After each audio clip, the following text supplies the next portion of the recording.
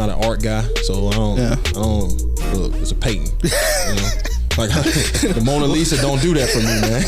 First of all, it's a dude, so it's a dude. I mean, what are we talking about? Am I wrong? No, you talking about the Mona Lisa? Is the Mona Lisa and it a dude? No. The Mona Lisa is a dude. John, am I tripping? I'm tripping. Yes. No, man. What's going on, everybody? Welcome back to Off the Bench. Of course, I'm DeMarcus. As y'all can see today, I'm by myself, solo dolo.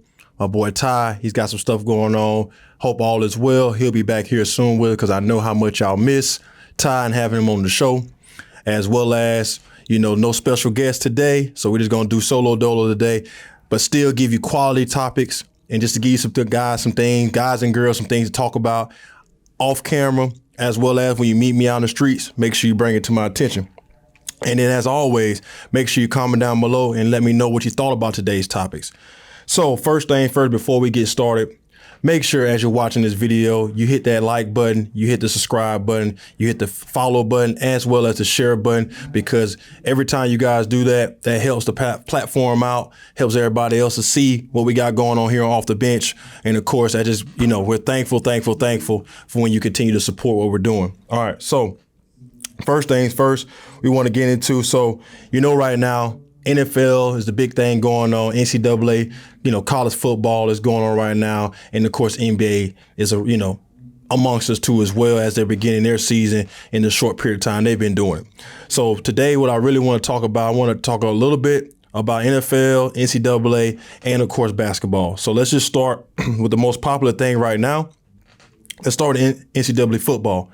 So biggest topic that's going on around NCAA football is the NCAA versus the world, as I like to call it.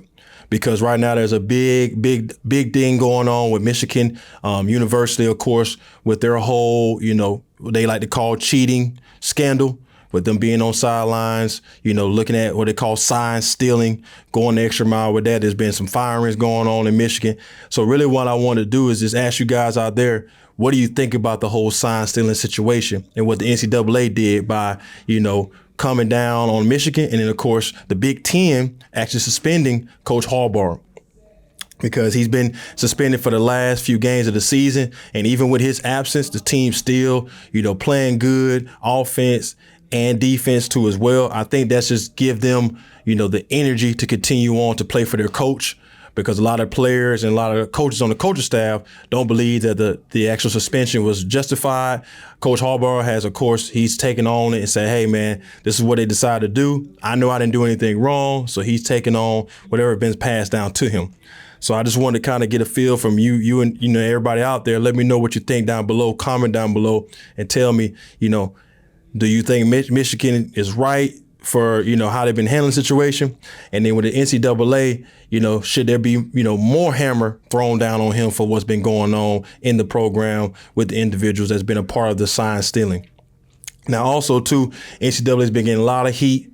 A lot of teams, in college is, upset because they're not being bowl eligible, or they've been denied the right to be in bowl games. One of the biggest names right now is James Madison, because they've been having a phenomenal year with their football program and what they've been doing over there at that school.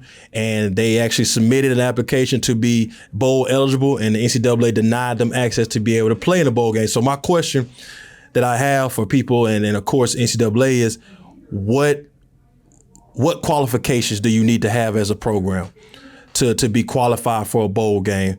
I mean, is it wins? Is it, size of school? Is it money that's raised? I mean, what qualifies? Because to me, if you're James Madison and what you've done being first, in categories across the landscape of the NCAA when it comes to, rushing yards allowed, points allowed, turnovers, points scored. When you're telling me you're top in the nation in these categories, but you're still denied the opportunity to be on a bigger showcase game like a bowl game, what is the qualification? So that, to me, that's a question that the NCAA needs to answer. They haven't come out and answered that question.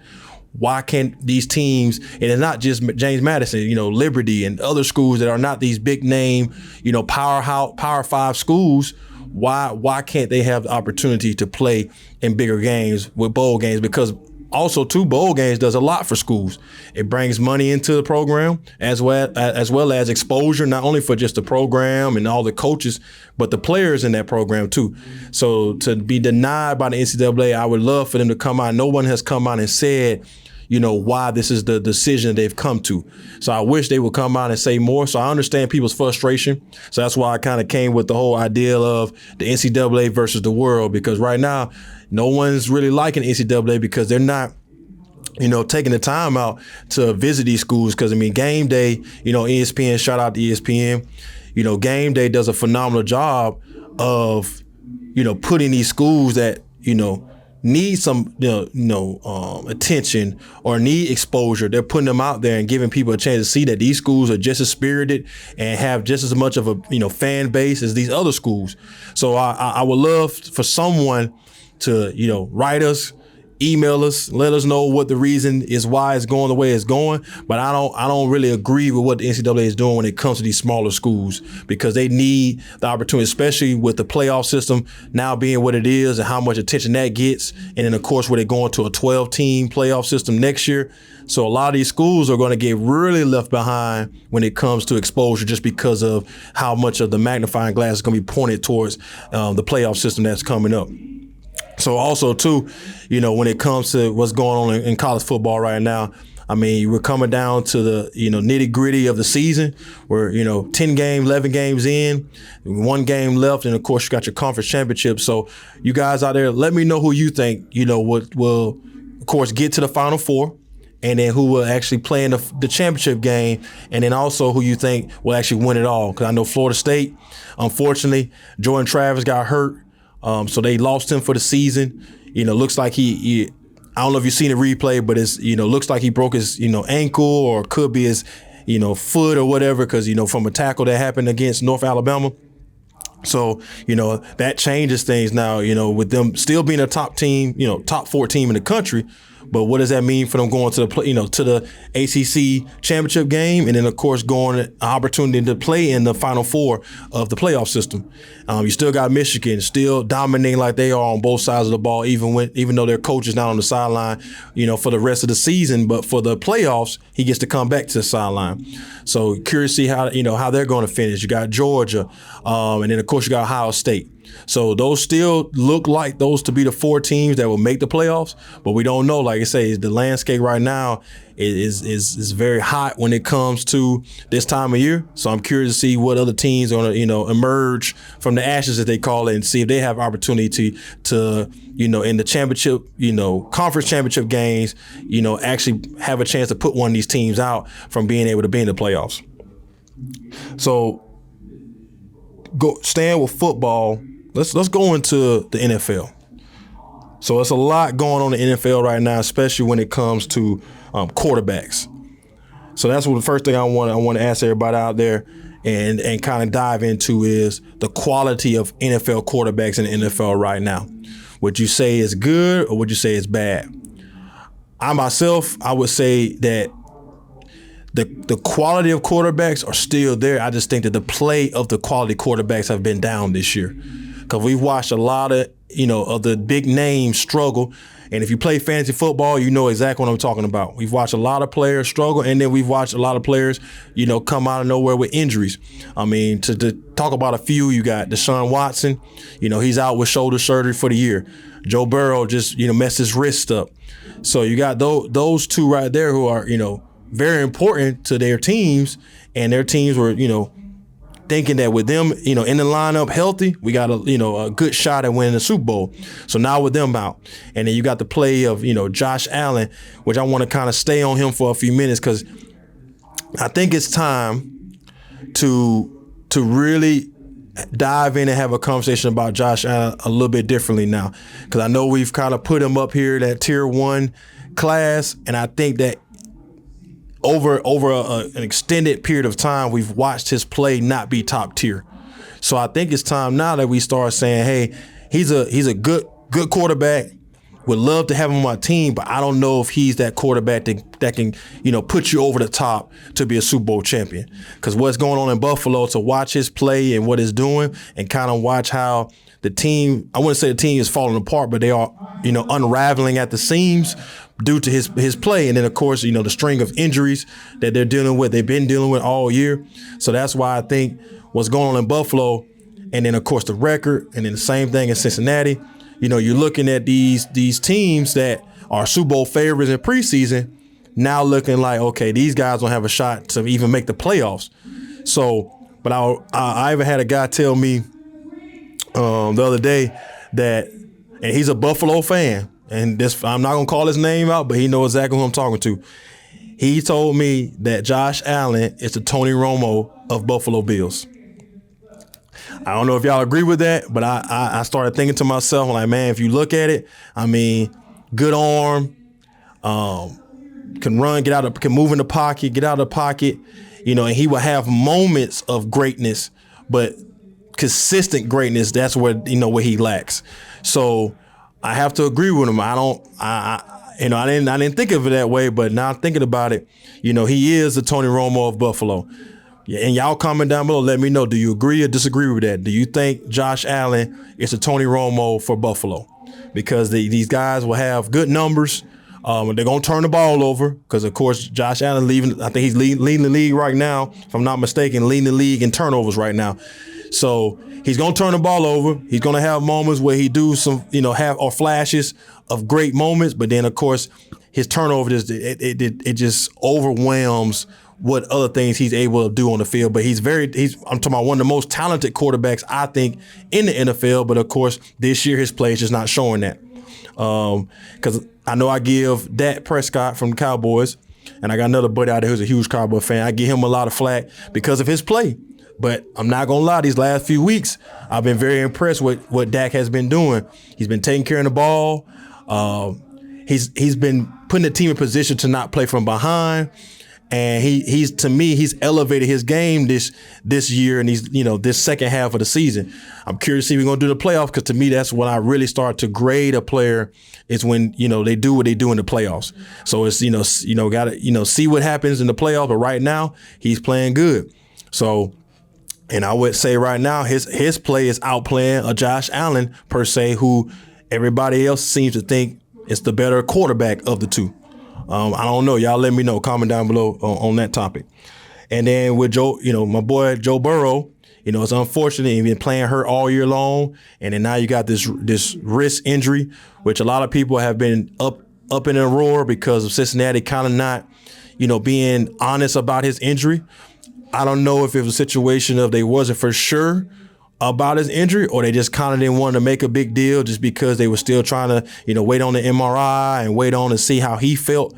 But for him to, have images come out that show him wearing a brace, show him throwing pregame with a brace on, lets you know that Cincinnati kind of knew what was going on with his wrist a little bit more than they kind of, let people, or led people to believe. So, but with him going out, that kind of kills their chances of the Super Bowl. So I'm excited to see what's going to happen in these next, 7 to 8 games, because, you got a lot of teams that have, quarterbacks aren't playing great. And then, of course, they're in position to possibly not even make the playoffs. And then you got injuries that coming around the corner too as well for these same players. So what I also want to do, while we're in football, I want to throw out a facts or fiction to everybody out there. So my question that I have in this segment, facts or fiction, is Dak Prescott the best quarterback in the NFC right now? I'm gonna let y'all soak on that. Y'all comment down below and let me know what you think. My next question, facts or fiction, neither the Bills or the Bengals are going to make the playoffs this year. And then my next question is, facts or fiction, Chase Young being traded to the 49ers. Does that make the 49ers now the Super Bowl favorites with that trade? So I'm going to kind of dive in on each one of these. And then, like I say, make sure you comment down below. Let me know what you thought about these questions. So to go to the first one, I've been loving what Dak has been doing, these last few games with the Cowboys, taking care of the ball, not having to play from behind, actually putting using his weapons the right way, putting himself in position early in the game to control the pace and the tempo of the game. But I would still say in the NFC right now, I still got to put Jalen Hurts over him. Now, Jalen Hurts, he hasn't wowed this year with his play, but he's been consistent. And of course, they got the best record in the NFC and one of the best records in the NFL.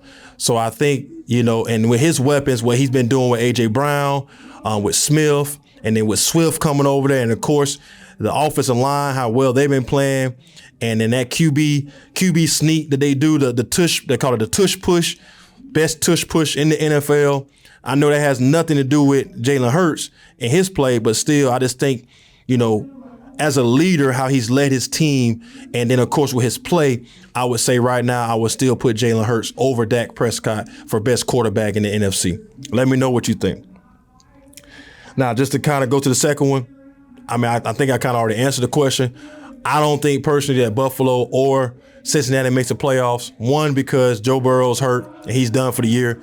And two, Josh Allen's play right now. And then, of course, the little bit of turbulence on the team that everybody has been watching. And I think I want to kind of point out Stephon Diggs a little bit here for a second.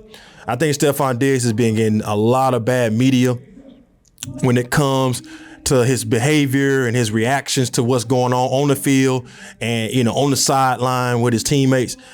I've played with a lot of teammates that are very vocal and they express themselves and they don't hold back and bite their tongue. And to me, I like that type of player, especially when you're the number one wide receiver on your team or, one of the best players on your team. And not only that, you're one of the best wide receivers in the NFL, and numbers wise and just play wise.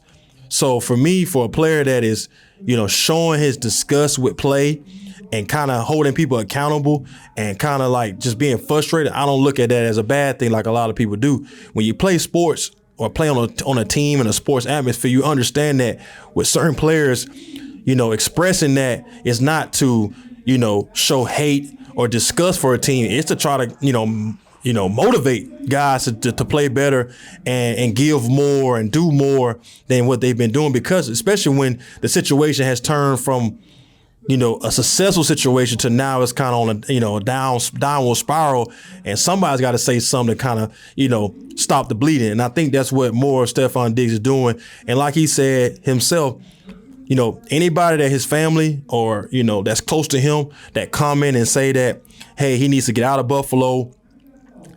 I wish people in the media and in platforms like this, we wouldn't say it's Stephon Diggs' job to speak on what his brother or someone else. It's our job to, investigate and talk to the people that have said the things about him and have them, be held accountable for their words more than him having to justify or stand up. Because at the end of the day, if he says something, he's going to be wrong. Because if he says something to agree with his brother, and everybody's going to say, well, that's messed up. But then if he talks against his brother, they're going to say, well, man, that's messed up that he would talk against his family.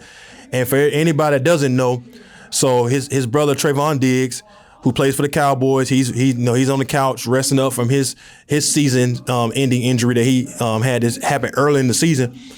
And he was saying, based off what he's seeing with the play, it's time to get his brother out of Buffalo.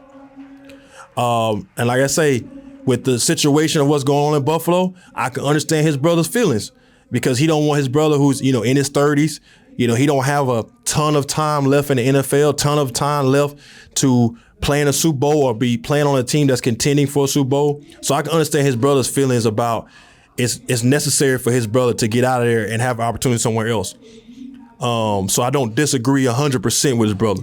But I also agree with Stephon. It's like, hey, man, we got to be careful. It's a thin line we got to tread when we're talking about people's family, because that's near dear to, I'm sure to everybody's heart, especially when you're a high profile athlete. You don't need people talking crazy about your family. At the same time, you don't want your family out there saying things that you don't necessarily agree with, or that's not what you want it to be put out, even if it's in a, more of a tight knit conversation. So I don't know, what's going to happen with that situation, but I'm waiting to see. So, all right, so let's scroll in to basketball now. So quickly with basketball, what I want to talk about is the worst trade in the NBA right now. So, we've had some trades that happened, prior to the season starting. And of course, the season's, on its way. We're about 10 games, 11 games into the season. But the reason why I say worst trade in the NBA, I'm talking about like off-season, worst off-season trade that we've seen in the NBA. So I would say right now, the worst one I've seen has been the James Harden to the Clippers, because, fit-wise, I haven't seen a good fit over there for James Harden, and of course, just the play of the team since he's come over there. And then my second trade would be the Phoenix Suns trade, because to trade for Bradley Beal, to have KD, to have Devin Booker, and now Bradley Beal has been, it's been said with his injury on his last injury report that he's going to be out for several more weeks with his back injury. And I think with these trades, what makes it hard is, you hear about it in the summer and you get excited as a basketball fan, as a basketball enthusiast. You get excited to see these, the great players play on the court. And then when the season comes and they're not available, and then you're like, man, you never really get to see what it could be. And the thing about it that makes it bad is because with Kevin Durant, he went through the same thing in Brooklyn, whereas they could never all three be on the floor consistently together in order to put it together to really make a run at a championship. And the same thing's going on in Phoenix. It just never seems like, since the Warriors, it's never seemed like KD has been able to be on a team where him and his counterparts that are looked at to be, superstars or all-star level players be healthy enough to help him, go on that run. And then going back to the Clippers with James, coming out saying what he's saying about him being a system and not being a system player. Yeah, that might be true when you was in Houston because of you being that superstar level caliber player, but you're long removed from that because of, the way you've taken care of your body, and then the way you've kind of carried yourself on these other teams. And to watch him play with the Clippers is real hard because, where do you play him? And what do you do with Russell Westbrook? What do you do with Kawhi? What do you do with Paul George? It's hard to have all of them on the floor at the same time. And I will say, Tyronn Lue, who's a great NBA coach, which I think he will eventually figure it out, is when to have these guys on the floor together. He can't have them all four, as we can see in these early experiment of this trade.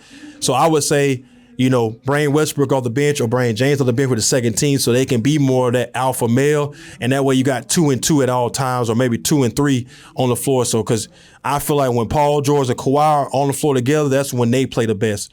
And you just have somebody else in that's not necessarily, needing the ball, but they can, make open shots. They're going to rebound, play defense. They're going to be the scrappy players on the floor. I feel like that's a good spot for Paul George and Kawhi. And then you can bring in a Westbrook to kind of add that energy, and then or bring in James to kind of add just a little bit more when it comes to the passing and the ability to score and clutch moments. But right now, not really liking that trade. But at the end of the day, was there anywhere else available for him? I don't really know. But we'll have to see. Like I said, it's early in the season, but just right now, grading that right, those two trades, coming into the season or in the midst of the season starting, I don't think have been good trades for either organization right now. And then when it comes to the Milwaukee trade, now, with Dame Lillard, I've loved what I've seen from, with them. Now, of course, defense is not his thing. And I've had a lot of people come to me and say, well, DeMarcus, man, they're worse than the league in defense. Understandable, but that's not what they brought Dame over there for. They didn't bring Dame over there to be an offensive and defensive player. They brought him to bring offense to help Giannis, later in the season with playoff time. So now you can't build that wall. So that's why I say with their trade, I've loved what I've seen from them trades so far. And then staying with basketball, real quick, want to talk about the in-season tournament. Y'all comment down below. Let me know what you think about the NBA in-season tournament right now. I love the ideal of it because I feel like watching these games, it has raised the level of competition and it's made these games more important. But I'm not a big fan of the floors. Me and my dad was talking about this. Like, the floors are a little distracting, especially watching it on TV. I'm sure in the arena is probably not as bad, but watching it on TV is very distracting. And I get it. The NBA, they wanted to make it significant and symbolize how these games are more important than just a regular season game. So I get the whole court change. I just probably wish they wouldn't have, went with the different colors they went with, because an all red floor in Chicago, that's crazy. Denver floor is kind of weird. The Milwaukee Bucks floor. So I'm not a big fan of what they've done in part with the floor change, but I love the custom uniforms or the alternate uniforms they've done for this NCAA tournament, and I've loved watching it because, like I say, it's just raised the level and made these games more important. Because I'm not gonna lie, what I'm seeing from LeBron, how he's playing, amazing. And, he's carrying that team. AD got to get it together. Because LeBron, you can't expect him to continue to carry the team all through the season, especially about to be 39 years old, 40 years old. You can't expect him to just keep this up. So AD got to raise his level of play, and like I say, they're 3-0 in the in-season tournament right now as a record. Utah Jazz is playing good, so I think, like I say, it's bringing more notoriety to the game, making these games more important, because I know that's a struggle for the NBA. It's for a lot of watchers and fans of the sport to really pay attention to these regular season games, especially in the past few years with all the players that rest and are healthy scratches in these games. So now you haven't seen that as much in this early part of the season. You've actually seen a lot of players playing. Now the ones that are hurt, they're really hurt. So, but like I said, I want to know what y'all think below about the in-season tournament right now. And then I also want to talk about the Draymond Green situation. A lot of y'all, if you didn't see it, there was a situation with him, Rudy Gobert, Klay Thompson, and I can't remember his first name, but his last name McDaniels from the Minnesota Timberwolves. And Draymond Green he went Jody off, from baby boy chokehold on Rudy Gobert. So, and a lot of people, thought that the suspension wasn't long enough. He got suspended 3 games. A lot of people thought the suspension wasn't long enough. A lot of people thought the suspension was too long. I honestly think that the suspension was warranted no matter what the length of games were, because the behavior of Draymond Green is what caused it to be the suspension. Because if you watch the replay, to grab him, that's one thing, but then to drag him and then hold on to him and not be really trying to let go of he actually was squeezing tighter as he pulled him away from the huddle or wherever they was at. And I just think the NBA now are just tired of the behavior, tired of all the extra stuff. And as a fan, I understand, you want to have a player in your team that plays with a lot of heart, that plays with a lot of courage, that don't back down and try to be that enforcer for the team. But at some point, it's got to be like, man, that's enough. And with Draymond Green, that's kind of for me where I'm at. It's like, man, enough is enough. It's like, defend your teammates, cool. Be there for your teammates, cool. But all the extra stuff, it's just too much.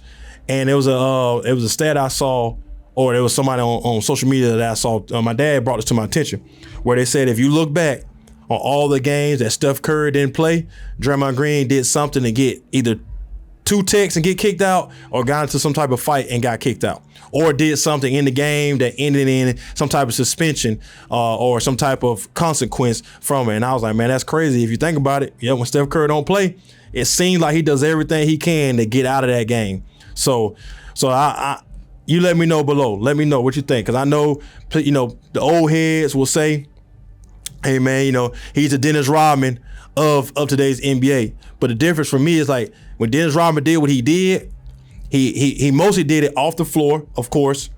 He mostly did his stuff off the floor, and it didn't impact the team in a way where he wasn't able to be on the floor to perform and help them go for their championship run. So that's why, and also too with Dennis Rodman, his defense and his prowess on the floor is totally different than what Draymond Green has ever been for the Warriors.